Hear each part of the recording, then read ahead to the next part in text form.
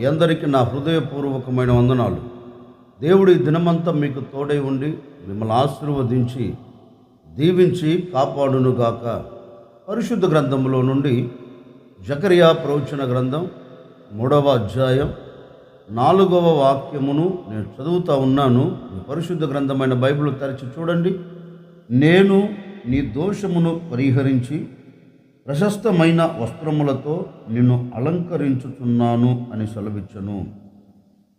పరిశుద్ధ గ్రంథంలో చక్కగా రాయబడిన మాట ఏంటంటే, దేవాది దేవుడు ఒక భక్తుని ఎదుట నిలిచి ఆ భక్తునితో ఒక శ్రేష్టమైన మాట చెబుతున్నారు. నీ దోషము పరిహరించి ప్రశస్తమైన వస్త్రములతో నిన్ను అలంకరించుచున్నాను అని దేవాది దేవుడు ఒక భక్తునితో సెలవిస్తున్న మాట. వాస్తవానికి దేవుని చేతులతో చేయబడిన మానవుడు దోషముతో చేయబడలేదు.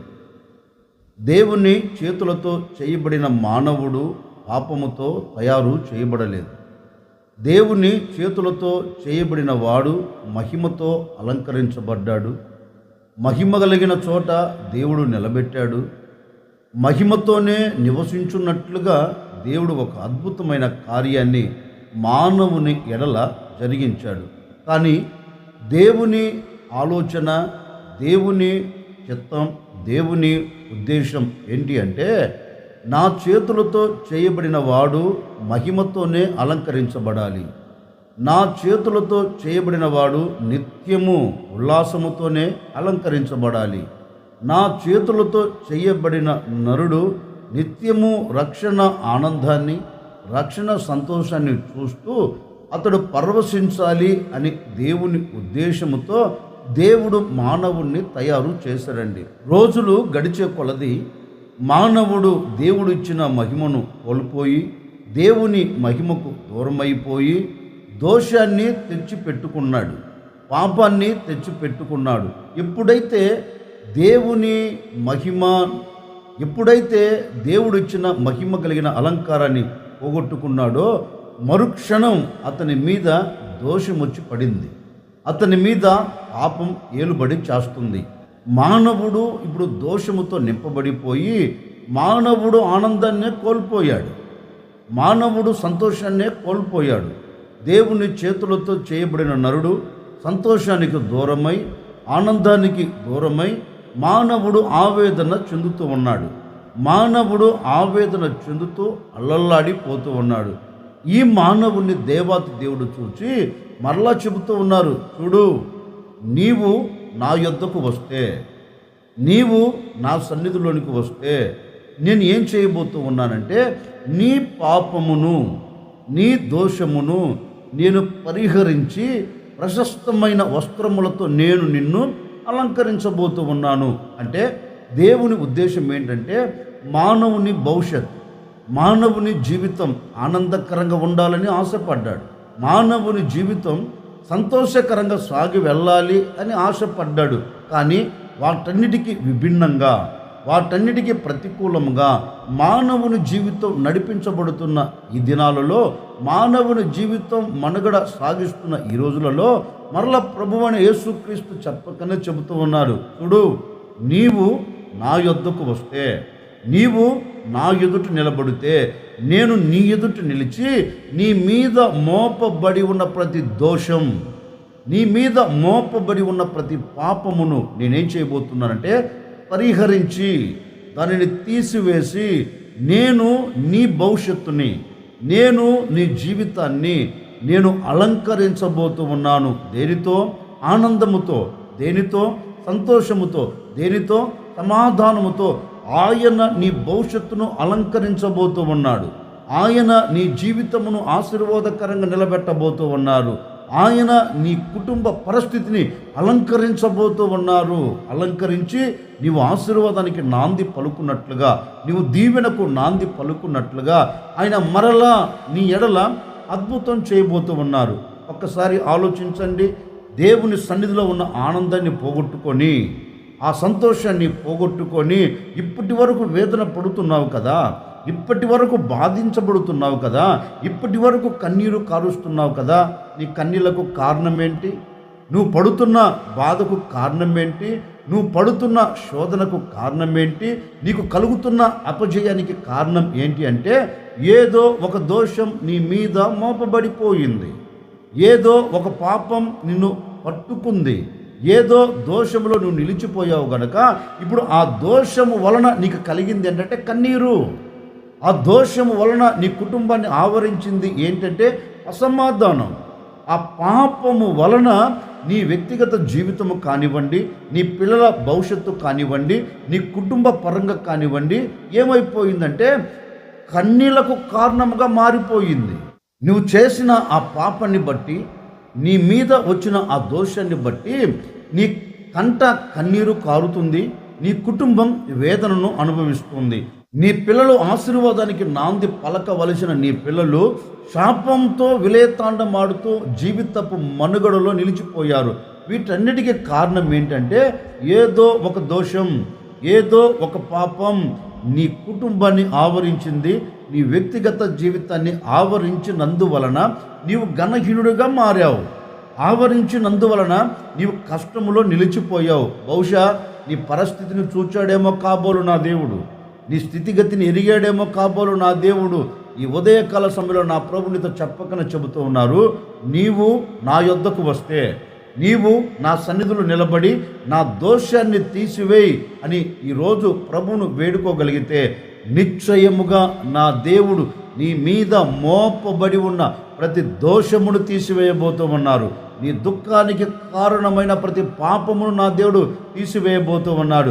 నీవు ఆనందపడినట్లుగా, నీవు సంతోషపడినట్లుగా, నీవు గంతులు వేయినట్లుగా నీ మీద మోపబడిన పాపమును, దోషమును నా ప్రభు కొట్టివేయబోతూ ఉన్నారు. ఈ దినము నుండి నువ్వు ఆనందముతో, ఈ దినము నుండి నువ్వు సంతోషకరంగా సాగి వెళ్ళబోతూ ఉన్నావు. అందుకే దేవాది దేవుడు చెప్తున్న మాట ఏంటంటే, నేను నీ దోషమును పరిహరించి, నీ పాపమును తీసివేసి నేను నిన్ను అలంకరించబోతూ ఉన్నాను. అంటే తన భవిష్యత్తును అలంకరించబోతూ ఉన్నాడు, తన జీవితాన్ని అలంకరించబోతూ ఉన్నాడు, తన కుటుంబాన్ని అలంకరించబోతూ ఉన్నాడు. అందుకే ఆ రోజు అతనితో చెప్పాడు, ఈరోజు ఈ ఉదయకాల సమయంలో నా ప్రభువైన యేసుక్రీస్తు మీ అందరితో మాట ఇస్తూ ఉన్నారు. నేటి వరకు దేని వలన నువ్వు వేదన పడుతున్నావో దానిలో నుంచి నిన్ను బయటికి తీసుకొని వచ్చి, ఏది నీ మీద మోపబడిపోయిందో, ఏది నిన్ను అణచివేస్తుందో వాటిలో నుంచి నీకు విడుదల కలగచేసి నిశ్చయముగా నిన్ను, నీ కుటుంబాన్ని, నీకు కలిగిన సమస్తమును నా దేవుడు ఉల్లాసముతో అలంకరించబోతూ ఉన్నారు. అందుకే కీర్తనల గ్రంథంలో కూడా ఒక శ్రేష్టమైన మాట రాయబడిందండి. దావీదుని గురించి లేఖనం చెప్తున్న మాట ఏంటంటే, దావీదు చెయ్యకూడని తప్పు ఒకటి చేశారు. ఆ తప్పును బట్టి అతనికి కలిగింది ఏంటి అంటే అవమానము. ఆ తప్పును బట్టి అతనికి కలిగింది ఏంటంటే శోభ. అతనికి కలిగినది ఏంటి అంటే కన్నీరు. అతని జీవితంలో లేనిది ఏంటి అంటే నెమ్మది, సమాధానం. ఇవి లేక కుప్పగా కూల్చబడుతూ ఉన్నాడండి.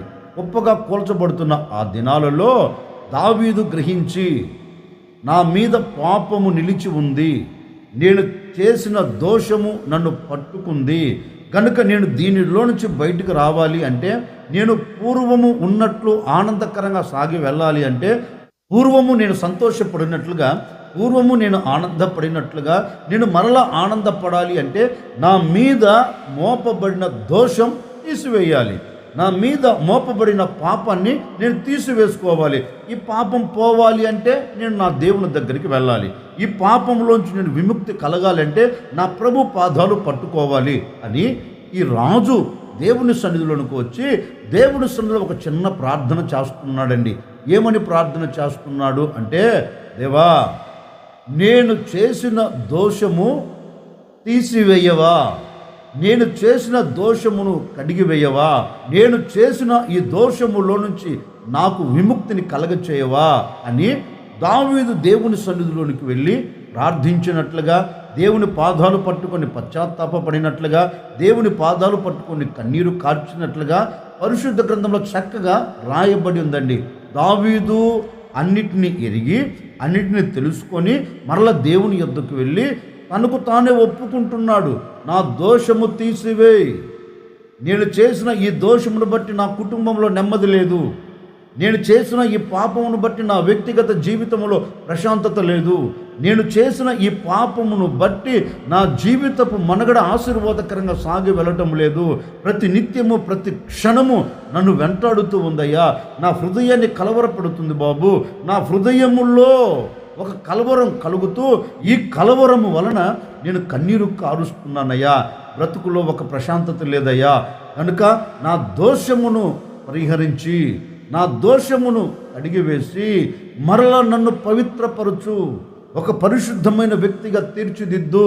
నీవిచ్చిన ఆ ఆనందాన్ని నేను పోగొట్టుకున్నాను, నీవిచ్చిన సంతోషాన్ని నేను పోగొట్టుకున్నాను.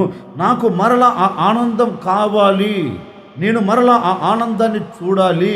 నేను మరలా ఆ ఆనందకరంగా సాగి వెళ్ళాలి. కనుక నా దోషము పోవునట్లుగా ఒక్కసారి నన్ను కడుగు అని దావీదు దేవుని యొద్దకు వచ్చి అతడు చేసిన తప్పిదమును బట్టి, అతని మీద మోపబడిన ఆ దోషమును బట్టి ప్రభువును వేడుకుంటే, ప్రభు పాదాలు పట్టుకుంటే దేవుడు అతనిని కనికరించి, దేవుడు అతన్ని కటాక్షించి అతని మీద మోపబడి ఉన్న దోషమంతటిని, పాపమంతటిని ఆయన కడిగివేసి పవిత్రునిగా మార్చి పరిశుద్ధమైన వ్యక్తిగా తీర్చిదిద్ది పోగొట్టుకున్న సంతోషాన్ని, పోగొట్టుకున్న ఆ ఆనందాన్ని మరలా దావీదు పొందుకునేటట్లుగా, దావీదు మరలా ఆ ఆనందాన్ని చూచినట్లుగా పరిశుద్ధ గ్రంథం చక్కగా సెలవిస్తుందండి. నిజమే, దోషము దావీదు మీద ఉండినంత వరకు, దోషము చేత దావీదు నింపబడినంత వరకు దావీదు జీవితంలో ఒక ప్రశాంతత లేదండి. అతని జీవితం అంతా ఏ విధంగా మలచబడిపోయింది అంటే అవమానకరంగా.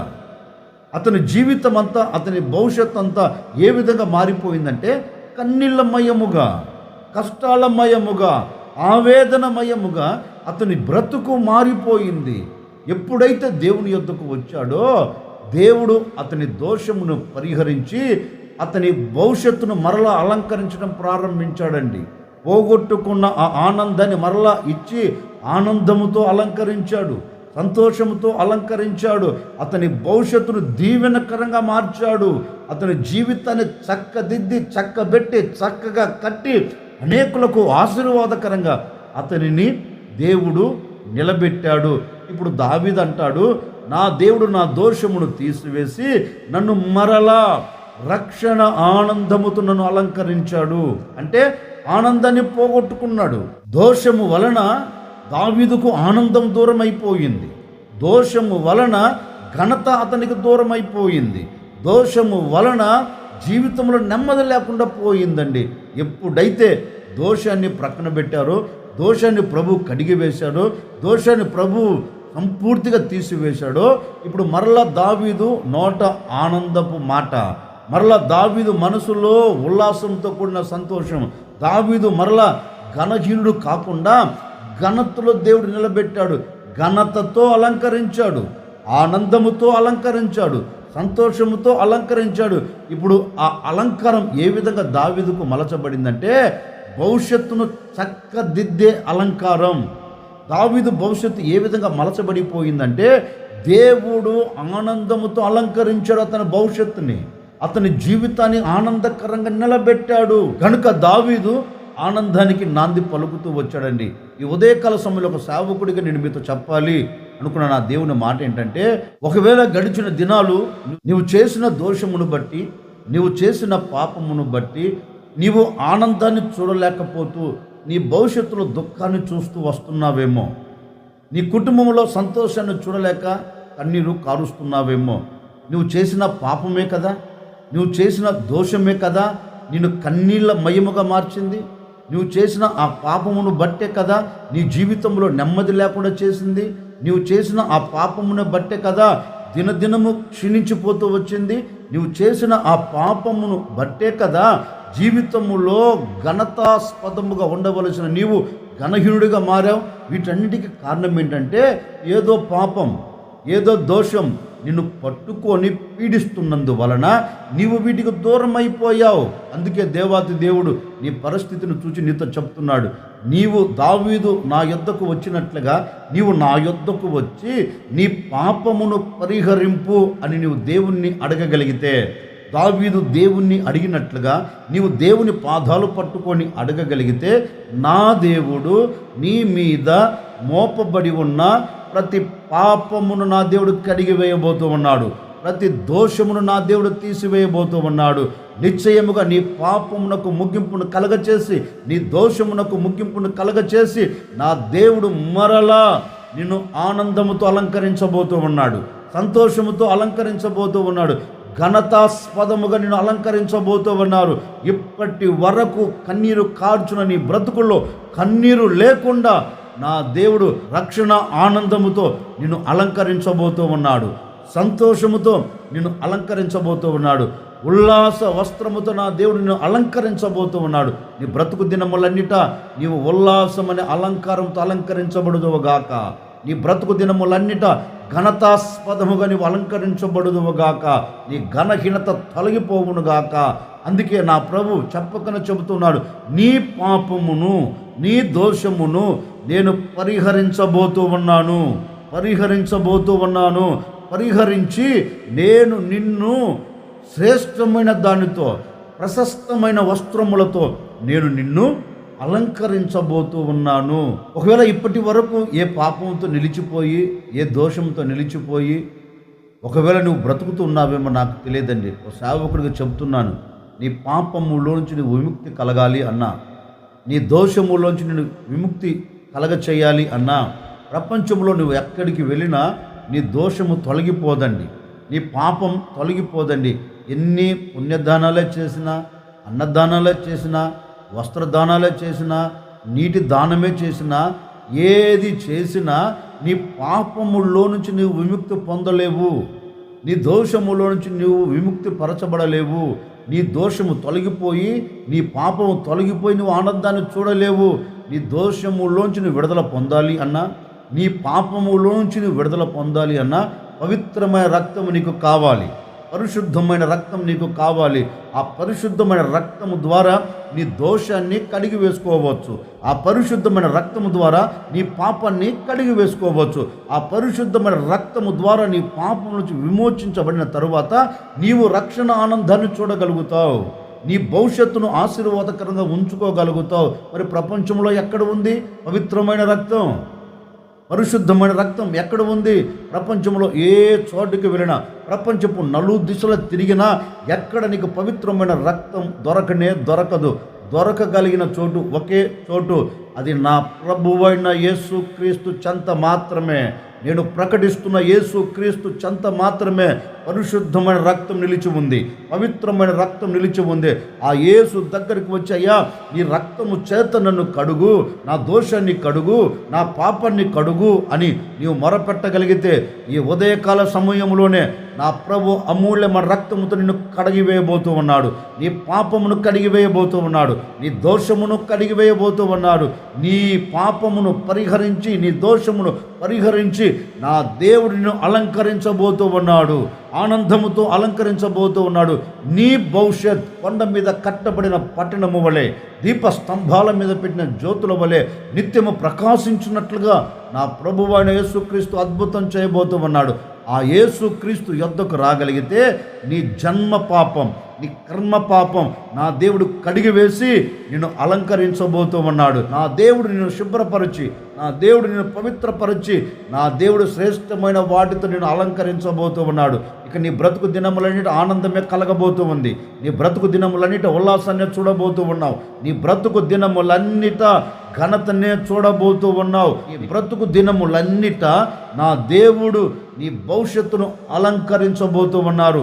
ఇప్పటి వరకు నువ్వు చేసిన పాపను బట్టి నీ వ్యాపారంలో అభివృద్ధి లేదేమో, నువ్వు చేస్తున్న మోసాన్ని బట్టి నీ వ్యాపారంలో దీవెన లేదేమో, నువ్వు ఆడుతున్న అబద్ధాలను బట్టి నీ వ్యాపారం నష్టపోతూ వచ్చిందేమో, నీ చేతి పనుల్లో ఆశీర్వాదం లేకుండా పోయిందేమో, నువ్వు చేస్తున్న ఉద్యోగంలో అవమానం కలుగుతూ వచ్చిందేమో. నా ప్రభు ఇది నా చెప్పకనే చెబుతూ ఉన్నారు, అవమానము పొందిన చోటే, ఆశీర్వాదము చూడని చోటే, ఘనతను చూడని చోటే నీ పాపమును నేను పరిహరించి, నీ దోషమును నేను పరిహరించి నేను నిన్ను గణపరచబోతూ ఉన్నాను. నేను నిన్ను ఆశీర్వదించబోతూ ఉన్నాను, నేను నీకు క్షేమమును దయచేయబోతూ ఉన్నాను, నేను నిన్ను నలుగురిలో విలువగా నిలబెట్టబోతూ ఉన్నాను, విలువగలిగిన వ్యక్తిగా నీ భవిష్యత్తును నా ప్రభు అలంకరించబోతూ ఉన్నాడు. ఆ అలంకారముతో నీవు సాగి వెళ్ళుదువుగాక. అందుకే దేవాతి దేవుడు చెప్తున్న మాట ఏంటంటే, నేను నీ దోషమును పరిహరించి ప్రశస్తమైన వస్త్రములతో నేను నిన్ను అలంకరించుచున్నాను అని దేవాతి దేవుడు సెలవిస్తున్నాడు. నిజమే, ఒక వ్యక్తిని తన పాపములోంచి విడుదల కలగచేసి, తన దోషములోంచి విముక్తి కలగచేసి దేవుడు ఏం చేయబోతున్నారు అంటే ఆనందముతో అలంకరించబోతున్నాడు నీ భవిష్యత్తుని. ఇప్పటి వరకు నీ భవిష్యత్తును చూచి నీకు నీవే చెప్పించుకున్నావేమో, ఏందా నా జీవితం, ఏందా నా బ్రతుకు, ఏందా నా భవిష్యత్తు అని నీకు నీవే చెప్పించుకున్న రోజులు చాలా ఉన్నాయి. నీకు నీవే చెప్పించుకొని నీకు నీవే బాధపడిన రోజులు చాలా ఉన్నాయి. ఇక మీదట ఆ స్థితి నీకు కలగకుండా, ఆ పరిస్థితి నీకు ఎదురు కాకుండా నా దేవుడు నీ భవిష్యత్తును అలంకరించబోతూ ఉన్నాడు, నీ జీవితాన్ని సరిచేయబోతూ ఉన్నాడు, నీ జీవితాన్ని సరైన చోట ఆశీర్వాదకరంగా నిలబెట్టబోతూ ఉన్నాడు. ఈ దినము నుండి నా దేవుడు ప్రారంభించి ఉన్నారు. ఈ దినము నుండి నీ భవిష్యత్తును నా దేవుడు అలంకరించునుగాక, నీ భవిష్యత్తును ఆనందముతో నింపునుగాక, నీ భవిష్యత్తును ఆశీర్వాదకరంగా మార్చునుగాక, నీ భవిష్యత్తును ఘనతాస్పదముగా నా దేవుడు చేసి ముగించునుగాక. ఆశ్చర్యకరుడా, మీకు స్తోత్రాలు చెల్లిస్తూ ఉన్నాము తండ్రి. గడిచిన దినాలన్నీ మీ సురక్షితమైన రెక్కల నీడలు మీరు మమ్మల్ని దాచి కాపాడుతూ క్షేమాన్ని మీరు కలగచేశారు. అందుని బట్టి మీకు స్తోత్రాలు చెల్లిస్తున్నాను తండ్రి. ప్రతి దినము మీరు మీ మాటల చేత మమ్మల్ని ఆదరిస్తూ వస్తున్నారు, కన్నీరు తుడుస్తున్నారు, వేదనను కొట్టివేస్తున్నారు, మమ్మల్ని ఆశీర్వాదకరమైన చోట మీరు నిలబెడుతూ వస్తున్నారు. నీ రాకడకు మమ్మల్ని సిద్ధపరుచున్నట్లుగా మీ మాటలతో మీరు మమ్మల్ని సరిచేస్తూ ఉన్నారు. ఈ దినాన్ని కూడా మీరు మాతో మాట్లాడుతూ వచ్చారు నాయన. నిశ్చయముగా నేను నీ దోషమును తీసివేసి నిన్ను అలంకరించుచున్నాను అని మీ లేఖనాలు సెలవిచ్చినట్లుగా నాయన, ఈ మాటలు వింటున్న ప్రతి ఒక్కరి జీవితాన్ని మీరు అలంకరించబోతున్నందుకై మీకు స్తోత్రం. ప్రతి వారి బ్రతుకును మీరు అలంకరించబోతున్నందుకై మీకు స్తోత్రం నాయన. ఈ దినము నుండి ప్రతి కుటుంబపు జీవితాన్ని, ప్రతి వ్యక్తిగత జీవితాన్ని మీరు ఆనందముతో అలంకరించబోతున్నందుకై, సంతోషంతో అలంకరించబోతున్నందుకై, ఘనతతో అలంకరించబోతున్నందుకై మీకు స్తోత్రాలు చెల్లిస్తూ ఉన్నాం. ఈ దినము నుండి ప్రజల జీవితాలలో ఈ మాటలు వింటున్న ప్రతి ఒక్కరిలో ఒక మార్పు కలుగునట్లుగా దినదినము అలంకరించబడుతూ సంతోషకరంగా సాగి వెలునట్లుగా మీరు సహాయం చేయమని, ఈ దినమంతా బిడ్డలకు మీరు తోడే ఉండి ఆశీర్వదించమని యేసు నామములు అడిగి వేడుకొనుచున్నాము తండ్రి, ఆమెన్. ఈ దినమంతా నా ప్రభు మీకు తోడై ఉండి మిమ్మల్ని అందరినీ ఆశీర్వదించి ఆనందముతో, సంతోషముతో, ఘనతతో మిమ్మల్ని అందరినీ అలంకరించును గాక.